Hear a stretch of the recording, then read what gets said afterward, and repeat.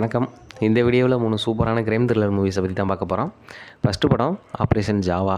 இந்த படம் தமிழ் டப்பில் அவைலபிளாக இருக்குது. படம் வந்து அடல்ட் கண்டென்ட் அந்த மாதிரிலாம் எதுவும் கிடையாது. நீங்கள் ஃபேமிலியோட பார்க்கலாம்.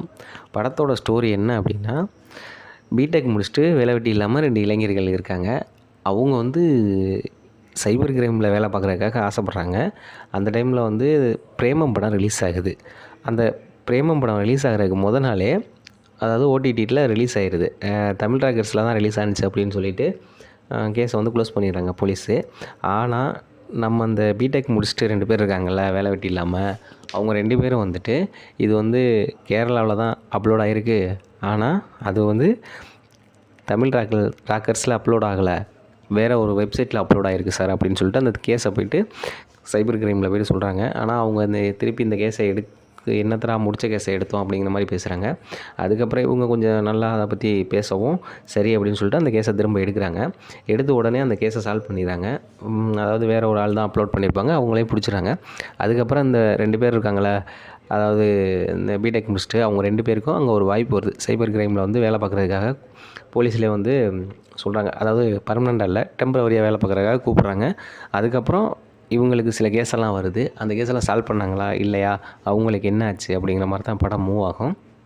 அது இல்லாமல் பிடெக் முடிச்சுட்டு அவர் வேலையில் போய் ஜாயின் பண்ணுறதுக்காக வெயிட் பண்ணுற ஒருத்தருக்கு வந்து லவ்வர் ஒருத்தவங்க இருப்பாங்க.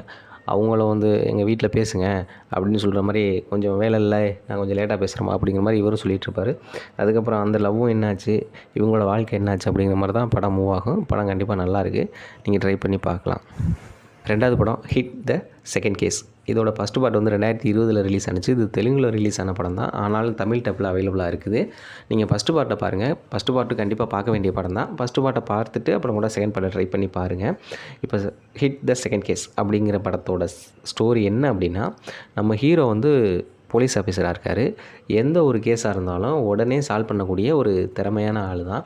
ஆனாலும் இப்போ அவருக்கே ஒரு சுத்தலில் வர மாதிரி ஒரு கேஸ் வருது. என்ன அப்படின்னா, பாரில் ஒரு பொண்ணோட பாடி இருக்குது, அதுவும் துண்டு துண்டாக வெட்டப்பட்டிருக்கு அப்படின்னு சொல்லிட்டு நம்ம ஹீரோவுக்கு ஃபோன் வருது. அங்கே போய் பார்த்தா அவங்க சொன்னது மாதிரியே ஒரு பொண்ணோட தலை, கை, கால் எல்லாமே துண்டு துண்டாக வெட்டப்பட்டு தான் இருக்குது.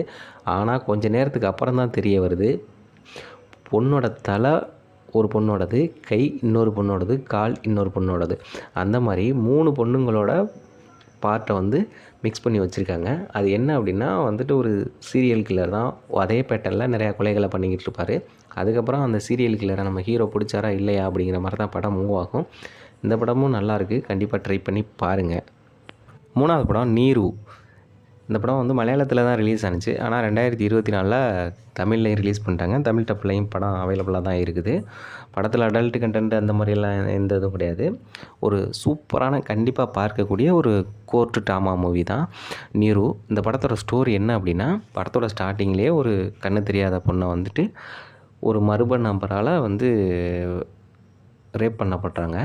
அவங்க வந்து யார் என்ன அப்படிங்கிறத அவங்களால சொல்ல முடியாதுல்ல, ஏன்னா அவங்களுக்கு வந்து கண்ணு தெரியாதுல்ல.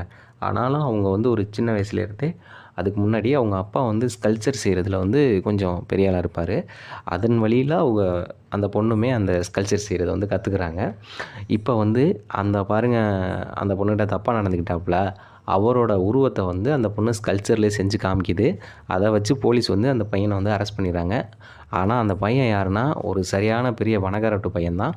அதனால கோர்ட்டில் வந்து கேஸ் வந்து நிற்கிறது மாதிரி தெரியலை. ஏன்னா அவங்க வந்து பணக்காரங்கள்ல, டக்குன்னு ஒரு பெரிய ஒரு லாயரை இறக்கி விட்டு அந்த பையன் வந்து நல்லவன், உத்தமன் அப்படிங்கிற மாதிரி காமிச்சிடுறாங்க. இந்த பொண்ணு வந்து பணத்துக்காக தான் அப்படி பண்ணுறாங்க, பணம் பிடுங்குறதுக்காக அப்படின்னு சொல்லிட்டு அந்த லாயர் வந்து பணக்கார வீட்டு லாயர் வந்து அந்த மாதிரி பேசி அந்த பையனுக்கு வந்து ஜாமீனும் வாங்கிறாங்க, பெயில் வாங்கிறாங்க. ஆனாலும் இந்த பாதிக்கப்பட்ட பொண்ணு வந்துட்டு நம்ம ஹீரோவை போய் பார்த்துட்டு இந்த கேஸை நீங்கள் தான் எடுத்துக்கணும் அப்படிங்கிற மாதிரி பேசுகிறாங்க. அதுக்கப்புறம் நம்ம ஹீரோ வந்து நம்ம ஹீரோ வந்து கொஞ்ச நாளாகவே கோர்ட்டுக்கு வராமல் ஒரு சின்ன பிரச்சனையெல்லாம் இருப்பார். ஆனாலும் நம்ம ஹீரோ வந்து அந்த கேஸை எடுத்துக்கிறாப்புல. அதுக்கப்புறம் என்னாச்சு அப்படிங்கிற மாதிரி தான் படம் மூவ் ஆகும். படம் கண்டிப்பாக ஸ்டார்டிங்லேருந்து எண்டு வரையும் செம்ம பரபரப்பாக போகும். இப்போ வந்து 3 படம் சொல்லியிருக்கேன் நான். 3வது என்னோடய ஃபேவரட் படம் அப்படின்னா இந்த படம் தான். நீங்களும் கண்டிப்பாக ட்ரை பண்ணி பாருங்கள். இந்த படம் செம்ம ஒர்த்தான படம் தான். 4வது படம் மலையாளத்தில் ரிலீஸ் ஆன படம் தான், மரண மாஸ். இதுவும் தமிழ் டப்பில் அவைலபிளாக இருக்குது. இந்த படத்தோட ஸ்டோரி என்ன அப்படின்னா, படத்தோட ஸ்டார்ட்டிங்லேயே ஒரு வயசானவங்க ஒரு 3-4 பேரை வந்து கொலை பண்ணிடுறாங்க. அது எப்படி கொலை பண்ணுறாங்க அப்படின்னா, வயசானவங்களா தேடி பிடிச்சி அவங்க வாயை கிழித்து அவங்க வாயில் ஒரு வாழைப்பழத்தை வச்சு கொன்னுடுறாங்க. இதெல்லாம் ஒரே பேட்டர்னில் இருக்குது. அப்போ என்ன அப்படின்னா, ஒரு சீரியல் கில்லர் வந்துட்டான் அப்படிங்கிற மாதிரி போலீஸு முடிவு பண்ணிடுறாங்க. முடிவு பண்ணிட்டு அவனுக்கு ஒரு பேரும் வச்சுறாங்க. என்னென்னா, பனானா கில்லர் அப்படின்னு சொல்லிட்டு ஒரு சீரியல் கில்லருக்கு வந்து பனானா கில்லர் அப்படிங்கிற ஒரு பேரையும் வச்சுறாங்க. கொஞ்ச நேரத்துக்கு அப்புறம் நம்ம ஹீரோவை காமிக்கிறாங்க. இந்த பேர் எல்லாமே, அதாவது பனானா கில்லர்னு சொல்கிறாங்கல்ல, அது வந்து நம்ம ஹீரோ தான் அப்படிங்கிற மாதிரி ஒரு நேரத்தில் அவருக்கு வந்து அந்த பேர் வந்துடுது. அதுக்கப்புறம் பார்த்தா அவருக்கு ஒரு லவ்வர் இருப்பாங்க. லவ்வர் வந்து, நீ சீரியல் கில்லரா அப்படின்னு சொல்லிட்டு அந்த பொண்ணு அவனை விட்டுட்டு போயிடுது. அதுக்கப்புறம் ஆள் வந்துட்டு ஒரு மாதிரி வெக்ஸ் ஆனது மாதிரி இருக்காப்புல. திடீர்னு ஒரு பஸ் டிரைவரை காமிக்கிறாங்க. அந்த டிரைவருக்கு வந்து ரொம்ப நாளாக கல்யாணம் ஆகாத மாதிரி காமிக்கிறாங்க. ஆனால் இப்போ தான் ஒரு பொண்ணை பார்த்து ஆள் ஃபோனில் பேசிகிட்டு இருக்காரு. அதே டைமில் அந்த கண்டக்டர் வந்து அவங்க அப்பாவை தொலைச்சி பல வருஷமாக தேடிட்டு இருப்பாப்புல. இப்போ ஒரு பஸ்ஸு, அவர் கண்டக்டரு, நம்ம ஹீரோவோட லவ்வரு, அதில் வந்து ஒரு சீரியல் கில்லரு, ஒரு பொணம், நம்ம ஹீரோ, இவங்கெல்லாம் ட்ராவல் பண்ணுறாங்க. அதுக்கப்புறம் என்னாச்சு அப்படிங்கிற மாதிரி தான் படம் மூவ் ஆகும். இதுவரையும் ஃபஸ்ட்டில் ஒரு 3 படம் சொன்னேன்ல, அது 3ம் சீரியஸாக போகும். அதாவது என்ன சொல்கிறது, ஒரு டென்ஷனாகவே நம்மளை வச்சுருப்பானுங்க. அது க்ரைம் த்ரில்லர் தான். ஆனால் இதுவும் க்ரைம் த்ரில்லர் தான். இது வந்து எப்படி க்ரைம் த்ரில்லர் அப்படின்னா, காமெடி தான்.